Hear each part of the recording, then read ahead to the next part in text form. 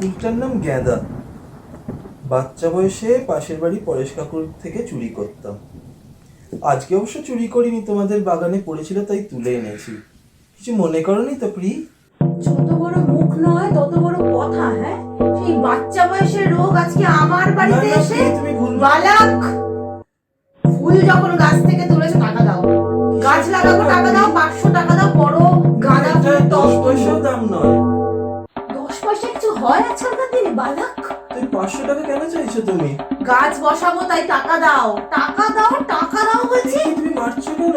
বেশ করেছি, মেরেছি। নীর, আমি নীরকে ডাকবো। নীল, নীল কিছু করবে না। হ্যাঁ, তুমি আমার বাড়িতে এসে আমার গাছের ফুল ছিঁড়েছো, পয়সা দাও। ও বাবা, নীর একই সাংঘাতিক বউ তোমার।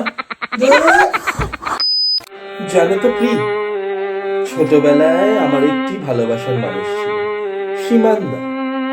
সেই সীমান্দার বগলের গন্ধে, বুকের ঘামের গন্ধে বড়ই আকৃষ্ট হয়েছিল।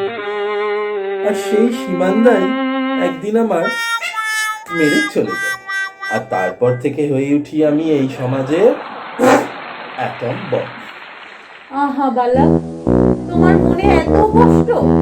ছাড়ো, বাদ দাও এসব কথা।